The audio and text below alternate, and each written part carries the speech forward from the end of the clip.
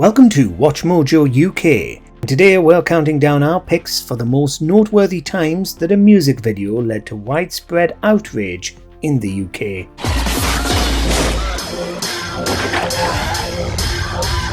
Before we begin, we publish new content every day, so be sure to subscribe to our channel and ring the bell to get notified about our latest videos. Number 20. Dead End Street, The Kinks.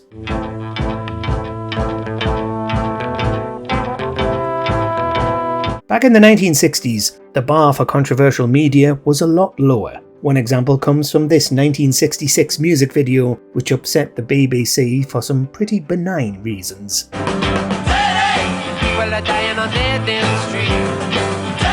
The video shows the Kinks dressed as 19th century pallbearers, with a few shots of poor people scattered in, plus someone comically jumping out of a coffin.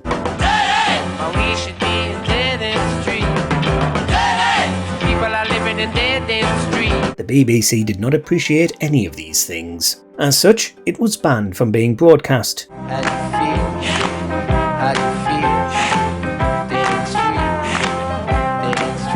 This controversy is pretty hilarious compared to modern music videos, which would have stunned whoever made decisions at the Beeb back in the 60s. Number 19. Experiment 4. Kate Bush.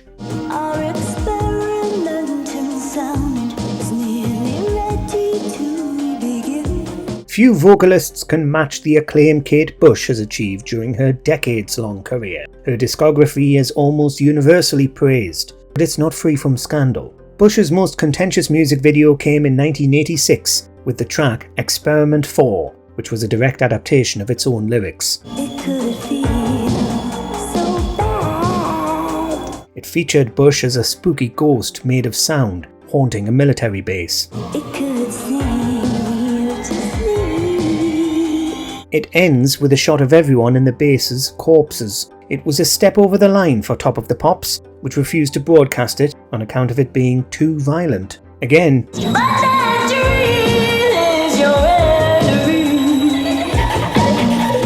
it's overall pretty tame compared to modern music videos, with the 21st century providing children's shows scarier than this video.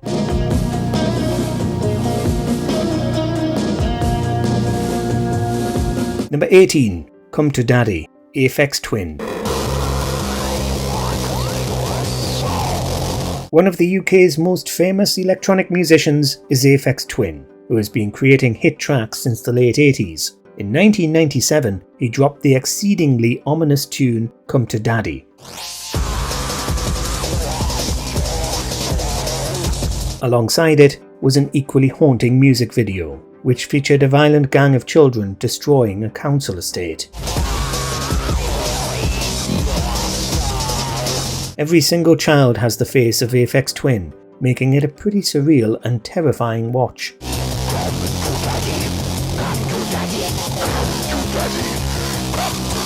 Fascinatingly, it shared many shooting locations with Stanley Kubrick's A Clockwork Orange. Additionally, while the unsettling faces might look like CGI, they were all silicone masks.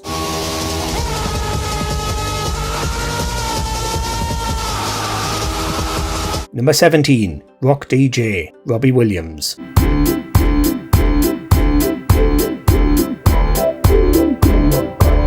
The former Take-That singer managed to make a massive name for himself as a solo artist. One of his classic tracks is Rock DJ, released in 1999. It featured a pretty standard video of Williams dancing in his underwear. I got the gift, gonna stick it in the goal. It's time to move your body. Problems arose with it when it concluded with the singer peeling off his skin. I got the gift, gonna stick it in the goal. It's time to move your body. Williams then proceeds to fling his organs and flesh across the dance floor, with his backup dancers getting a real kick out of them. I don't wanna rock, DJ. This had to be edited out from most European music channels, with only a handful of outliers playing the entire video, such as one Bulgarian channel. But you're making me feel so nice. When's it gonna stop? Number 16. Hard Out Here, Lily Allen. Jesus, how does somebody let themselves get like this, huh? It's a lack of self-discipline, I suppose. When this tune was released, It got a decent amount of praise from Alan's contemporaries. Not everyone was happy though. Many people criticised her for having a handful of backup dancers who were people of colour.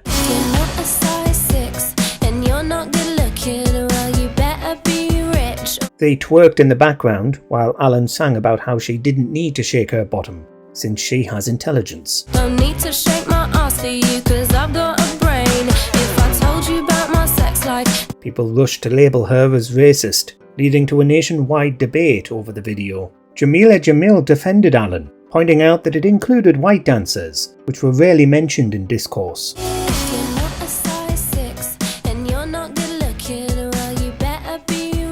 Regardless of who came out on top in this debate, Alan apologised in 2016 for the incident. You should probably lose some weight, 'cause we can't see your bones. You should probably fix your face. Number 15. Sex Dwarf, Soft Cell. Not the super shocking, scandalous, dwarf exploiting, meat cleaving, girl whipping, soft cell video that I've read so much about in the world. It's the other version. What? The other version. Tainted Love was a massive hit in 1981, which propelled its creators, Soft Cell, into the mainstream. On the same album, they had a track called Sex Dwarf. Its music video was so contentious, it's still banned over 40 years later. You mean, not the version that I've read about in the muck-raking, filthy, disgusting gutter press? We have got that one as well. Yeah, we've got that one Oh as well. God, yeah. It was as explicit as the name suggests, featuring a ton of raunchy S&M. It was so problematic that the Metropolitan Police raided the label's office and took the recording by force.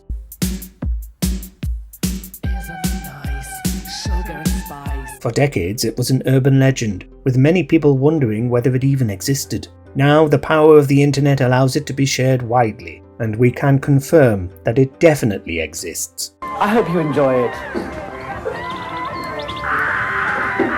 Number 14. China Girl, David Bowie. I could escape this feeling with my China girl. This track was originally by Iggy Pop, but was later covered by David Bowie in 1983.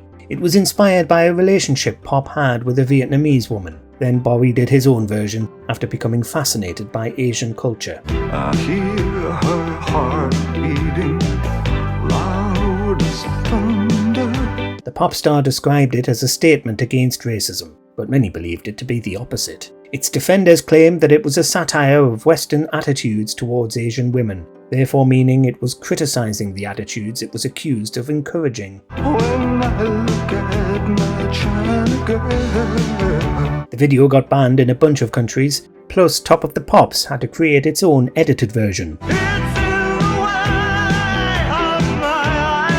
This was mainly for a brief shot of nudity at the end though, rather than anything ideological. Number 13. All the Things She Said, t.A.T.u. This 2002 anthem was released by a Russian music duo, which quickly became one of the most controversial tracks of the decade. This was primarily because its music video had a part where women kissed. It outraged a ton of people, leading figures Richard and Judy to attempt to get it banned from British TV. Its opponent's main argument was that it wasn't suitable to show children ladies kissing.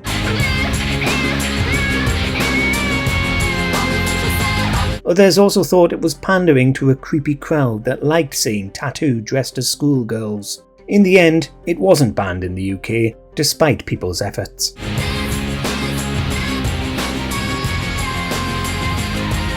Number 12. Windowlicker, Aphex Twin.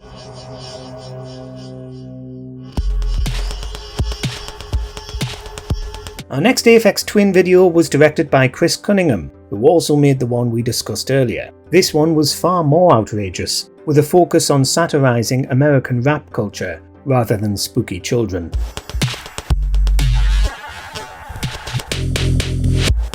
It had roughly 4 minutes of dialogue, which featured a swear word roughly every 2 seconds.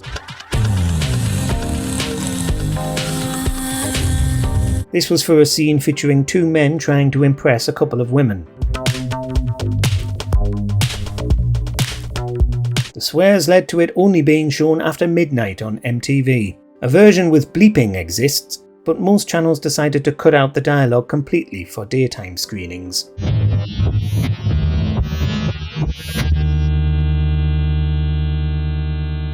Number 11. Stress, Justice.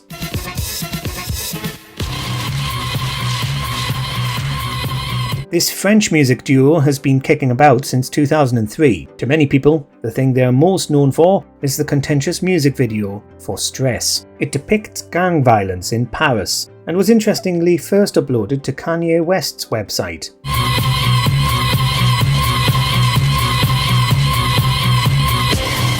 According to Justice, it wasn't meant to incite violence, but was mainly meant to be so edgy it wouldn't get aired.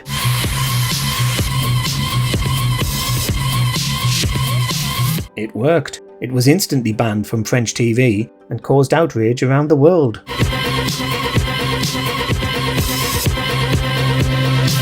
The video was so scandalous that it angered people from both sides of the political spectrum, with anti-racist organisations and the National Front both criticising the duo.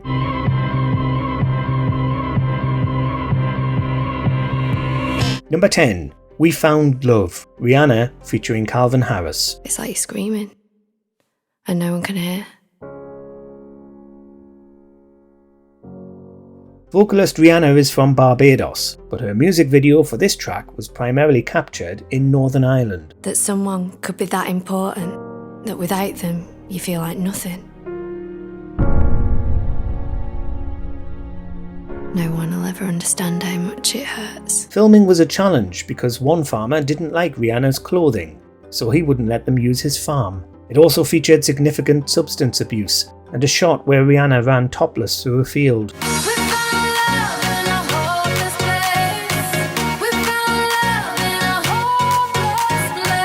French TV networks found it too much to broadcast before the watershed, plus a lot of Christians took issue with it. This resulted in widespread debate over the video's contents. Not everyone disliked it, as it ended up winning a Grammy for the year's Best Short-Form Music Video.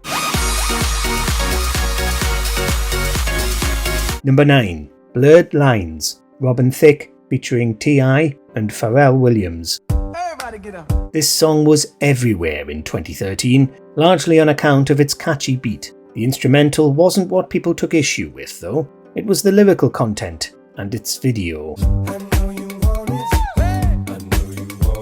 Many believed it was endorsing violence towards women, and it's hard to defend its gross lyrics.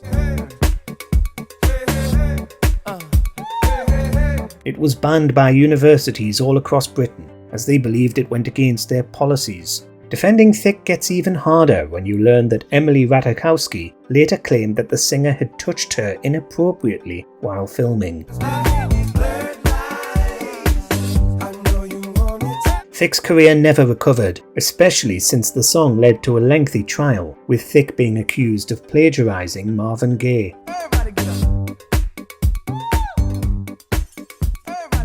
Number 8. Born Free, M.I.A.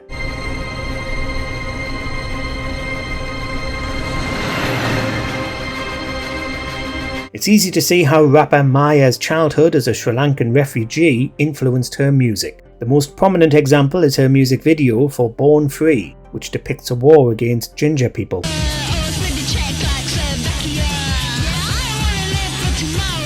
It was a deeply disturbing production, featuring numerous instances of extreme violence and oppression. This led to the video being banned from YouTube in Britain. Many people praised it for its bold political message, others hated it for being too dark.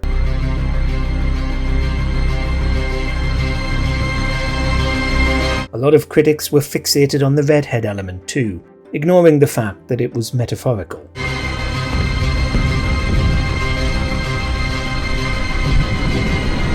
M.I.A. didn't hesitate to defend the video, alongside saying she found a recent Justin Bieber video more offensive than Born Free.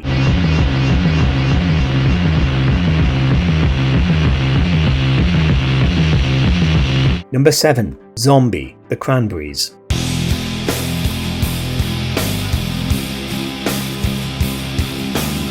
In the 90s, Northern Ireland was still struggling with the Troubles. This led to Zombie by the Cranberries. Its music video featured a bunch of footage from Belfast, depicting the harsh realities of the period.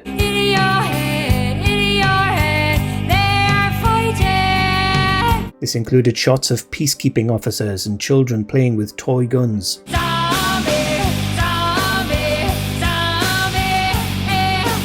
The final product was banned by both the BBC and RTE for this imagery, as it was too violent for their channels.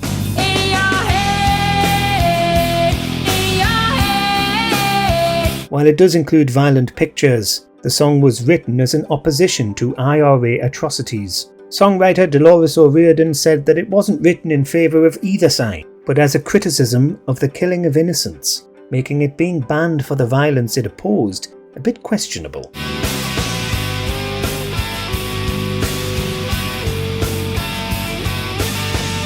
Number 6. I Want to Break Free, Queen.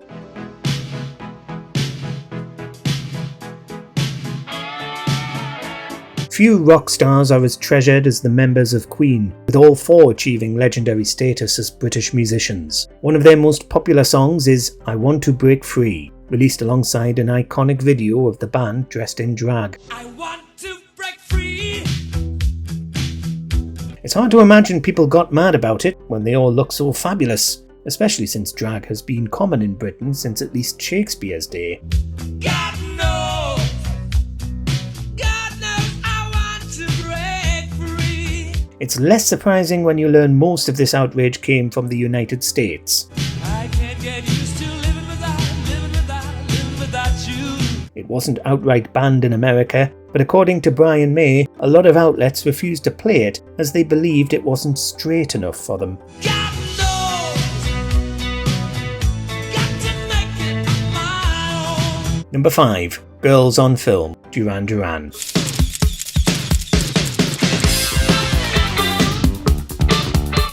In 1981, Duran were still a brand new band. Their third single, Girls on Film, this year, then went down in history for its scandalous music video. It was an instant hit, reaching the UK top 10 and charting in several other countries. The video was mainly deemed problematic for featuring naked women. This original version got extensive play in nightclubs and adult channels, but had to be edited for most other outlets.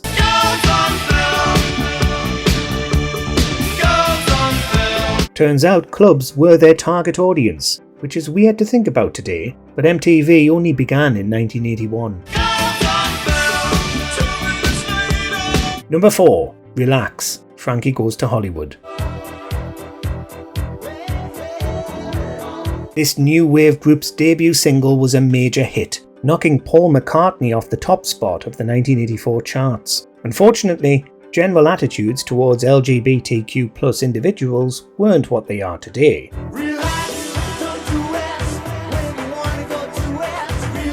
This led to widespread scandal, since its lyrical contents were explicitly gay, written by a band with 2 openly gay members.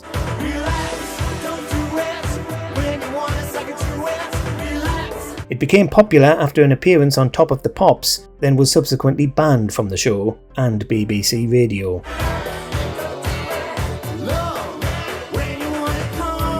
Not all BBC radio hosts listened to this band though, plus a bunch of other stations still played it. Eventually, the Beeb finally caved and rescinded the ban a few months later. Number 3. God Save the Queen, the Sex Pistols.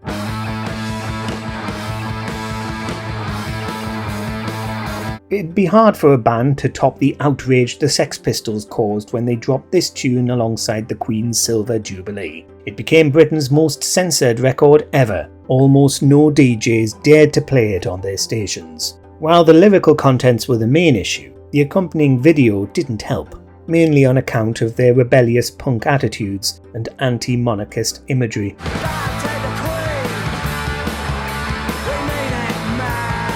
The band's attitudes towards the monarchy softened over time, with them stating they simply wanted the institution to work properly.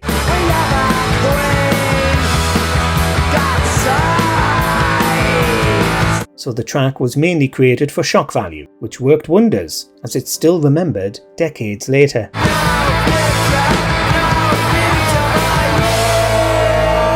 Number 2. Smack My Bitch Up, The Prodigy.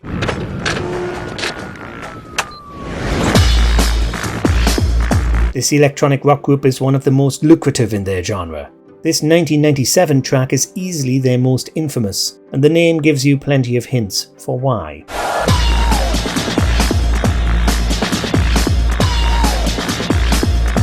Its lyrics were deemed misogynistic, plus its video was even more edgy. It was a point-of-view recording of someone going on an extremely intense night out, featuring violence, drunk driving, and copious levels of substance abuse.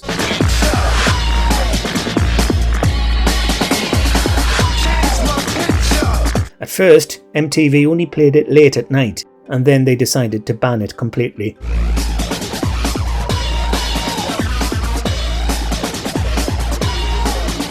It's now considered by many to be one of the most misogynistic songs ever, and it's easy to see why.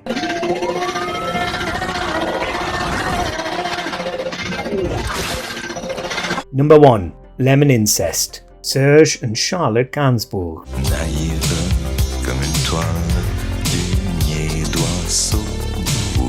French musician Serge Gainsbourg collaborated with his young daughter for this track, released in 1984. It sounds sweet at first, then you notice the title and suddenly feel a bit sick to your stomach. The music video didn't do it any favours, as it features numerous shots of father and daughter lying in bed together. Decades later, Charlotte still defends the song, denying that it had anything to do with incest.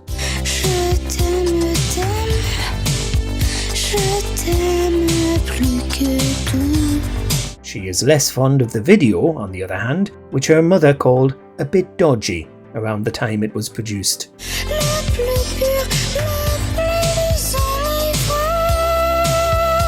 Do you agree with all of our picks? Or was there a scandalous video we didn't include? Let us know in the comments below.